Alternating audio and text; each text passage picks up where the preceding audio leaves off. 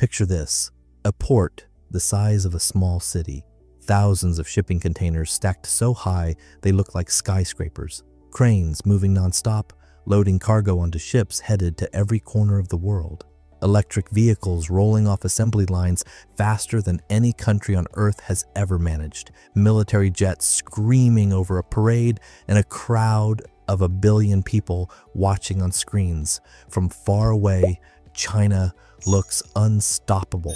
But here's the thing: zoom in a little closer and something does not add up.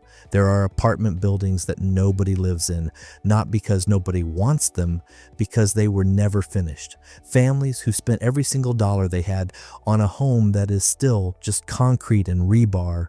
Young people, educated, ambitious, some of the best trained graduates in Chinese history, standing in long lines at job fairs with no real hope of getting hired.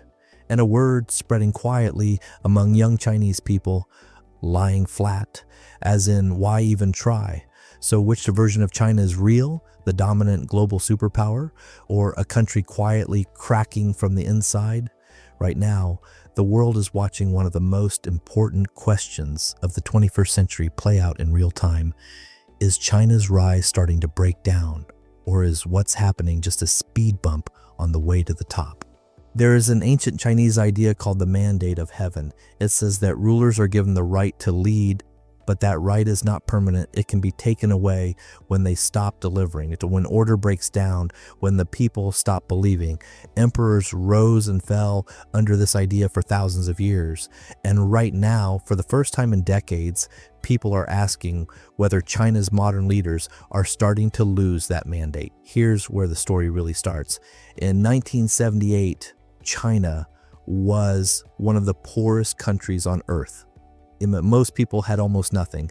And then something extraordinary happened. The country opened up, started trading with the world, and began building things: the roads, factories, ports, everything. For about 40 years straight, China's economy grew at over 9% every single year. To put that in perspective, most healthy economies grow at around 2% or 3%. China was growing at nearly 10%. And it did that for 4 decades straight. In that time, almost 800 million people were lifted out of extreme poverty. That is not a typo. 800 million. That is more than twice the entire population of the United States. The engine behind all of this was simple but powerful. China made things. The rest of the world bought them. Factories churned out products and ships carried them across every ocean. And at home, one thing became the symbol of success, the thing every family wanted: property, a home, an apartment. Real estate became the way ordinary Chinese families stored their wealth, built their future, and measured whether they were winning in life. Local governments got hooked on it too. They would sell land to developers, developers would build, and the money from those sales kept the local government lights on. The whole system fed itself. And for a long time, it worked. But here's the question nobody was asking back then: what happens when that engine starts to break down? In 2020, the Chinese government looked at its massive property developers and got nervous. These companies had borrowed enormous amounts of money to build apartments as fast as humanly possible. So Beijing introduced what became known as the 3 red lines, rules designed to stop developers from borrowing too much. The idea made sense, and the result was catastrophic. Almost immediately, the biggest property developer in the world, a Chinese company called Evergrande, started running out of money, and in 2021, it collapsed. Not a small stumble, a full collapse. Evergrande had more than $300 billion in debt. That is not a rounding error. That is a number so large it is hard to even picture. To understand what $300 billion looks like, if someone started spending $1 million every single day, it would take over 800 years to spend $300 billion, and Evergrande was not alone. Across China, dozens of other developers started having the same problem. Projects stalled, construction stopped, and millions of ordinary families who had already paid for their apartments were left waiting, sometimes living inside unfinished shells in buildings with no walls, no running water, no electricity. Their life savings were locked inside properties that might never be completed. In 2022, something remarkable happened. Home buyers started refusing to pay their mortgages, not in one city, not in a handful. Mortgage boycotts spread to at least 100 cities across China, with 342 separate projects affected. Families essentially said, "We are not paying for something that does not exist." For a country where the government controls almost everything, that level of widespread pushback was extraordinary, and the damage went deeper than just construction projects. Think about what property meant to Chinese families. It was not just a house, it was their retirement, their savings, the thing they worked their whole life for. When property values started falling, and they have been falling since 2021, millions of families suddenly felt poorer. And when people feel poorer, they stop spending money. They save, they wait, they worry. That brings up the next crack in the foundation. And this one is quieter, but just as serious. China has a spending problem. Right now, household spending in China makes up less than 40% of the total economy. That might not sound alarming until you compare it to the global average, which is about 20 percentage points higher. Basically, Chinese families spend a much smaller share of the economy than families in most other countries. And by April 2026, retail sales, the measure of how much people are actually buying things, rose just 0.2%. That is almost nothing. Meanwhile, household loans, money people were borrowing, actually contracted sharply, meaning fewer people were even willing to go into debt to buy things. Here's why that matters. An economy cannot run on exports alone forever. At some point, the people inside the country have to buy things too. And right now, Chinese households are holding back. They are nervous. They do not trust that the future is as bright as it used to look. And then there's the debt sitting under all of this. Local governments in China have a serious financial problem that most people outside China never hear about.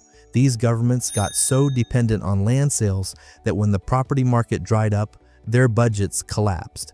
By 2024, local government direct debt had reached 35% of China's entire economy. But underneath that official number sits something called LGFV debt, money borrowed through shell companies to hide it from official books. And that added another 46% of GDP in 2023 alone.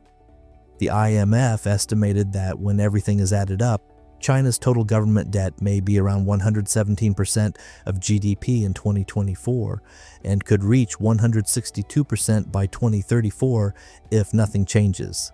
To deal with this, Beijing launched a massive, roughly 10 trillion yuan debt relief package in late 2024, essentially spending enormous energy just trying to keep local governments from going broke. That is not what a country at the peak of its power looks like. That is what damage control looks like.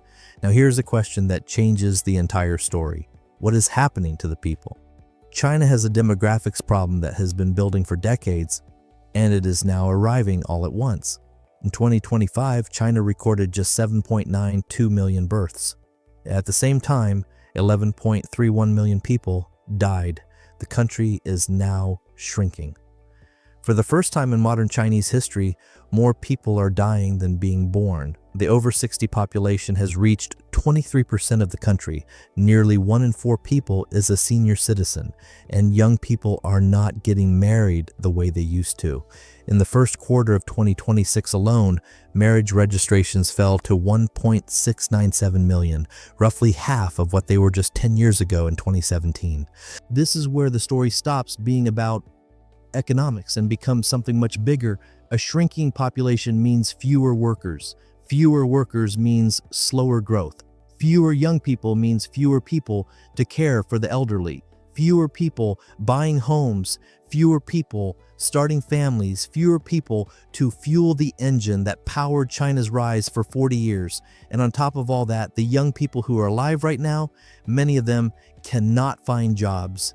In June 2023, China's youth unemployment rate hit 21.3%. That means more than 1 in 5 young Chinese people who were looking for work could not find any. The number was so bad that the government stopped publishing the data for a while, but it has not gone away. and it gave rise to a cultural shift that speaks volumes about the mood of an entire generation. Lying flat, a phrase that started spreading online, means choosing to opt out. Stop chasing, stop competing, just exist. For a country that built its identity on hustle, on sacrifice, on working harder than anyone else in the world, having a generation say, "Why bother?" is a warning sign that is hard to ignore. But here is where things get complicated, because while all of this is happening, the property crisis, the debt, the falling births, the quiet despair of young people, China is simultaneously doing something remarkable on the world stage.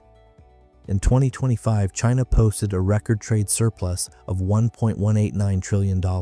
That means China sold more to the rest of the world than it bought by over $1 trillion. China's electric vehicle industry is the most dominant on the planet. Its battery supply chains power a huge share of the global energy transition. Its ports are still stacking containers nonstop. Its military budget rose by 7% in 2026, reaching an estimated $336 billion, making it the second largest military spender in the world. Official government data still reported 5% GDP growth in 2025. So how can both be true? How can a country be breaking down and dominant at the same time? Here is the honest answer. Some outside analysts, including researchers at Rhodium Group, have argued that China's real growth in 2025 may have been closer to 2.5% to 3%, not the official 5%. That is a contested claim, not proven fact, but the gap between what is officially reported and what some serious analysts believe is actually happening is a curiosity gap worth sitting with. What is not contested is the political picture. In 2018, presidential term limits in China were removed, giving the top leadership the ability to stay in power indefinitely. This happened right at the moment the old economic engine was starting to weaken, and Beijing's response to slowdown has been to lean harder into state control, into technology, into what it calls new productive forces, basically betting that China can invent its way out of the property and debt trap through AI and high tech. Whether that bet pays off is the central question hanging over everything. Meanwhile, in late 2022, something happened that shocked observers around the world. Protests broke out across China over strict COVID lockdown policies. In a country with one of the tightest systems of social control in human history, ordinary citizens took to the streets, and within weeks, the government reversed its policy. It was a rare and striking moment that showed even the most controlled systems have limits. And then there is the military. Even as China increased its defense spending, a major anti-corruption purge swept through senior military leadership, affecting, according to reports, the very people responsible for military readiness and command.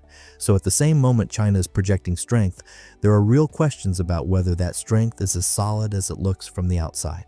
The question around Taiwan adds another layer. Military analysts widely discuss 2027 as a year when China's military is working towards certain readiness goals.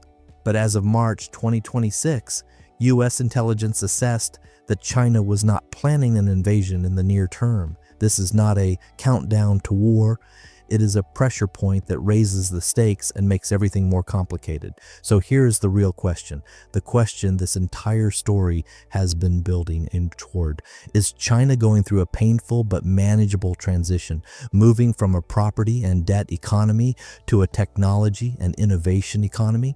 Or has centralizing control at the very moment flexibility was needed made the shift much harder? Because here is what the World Bank said clearly. Without stronger social protection for ordinary people, healthier local government finances, and a real fix for all the unfinished apartments and trapped savings, Chinese households will keep doing what they are doing now. Saving defensively, not spending, not investing, not believing the future is going to be better. And if that continues, the most likely outcome for China is not a dramatic collapse. It is something slower and quieter, and in some ways, harder to fix. A long stagnation. The World Bank also made something else clear. China remains central to global development, central to climate outcomes, central to supply chains the entire world depends on. Whatever happens in China does not stay in China. So the answer to the title question, is this the fall of the Chinese empire, is more complicated than a yes or a no. The empire is probably not collapsing at the edges, but something is being renegotiated at the center. The old deal, work hard, buy property, and your life will keep getting better. That deal is broken for millions of people. The new deal, whatever it is, has not been clearly defined yet. Unfinished apartments, nervous graduates, falling marriages, a shrinking population, record trade surpluses, the world's largest EV industry, a military flexing its muscles even as it purges its own commanders. China still ships the world's goods, but for the first time in a generation, it no longer feels inevitable.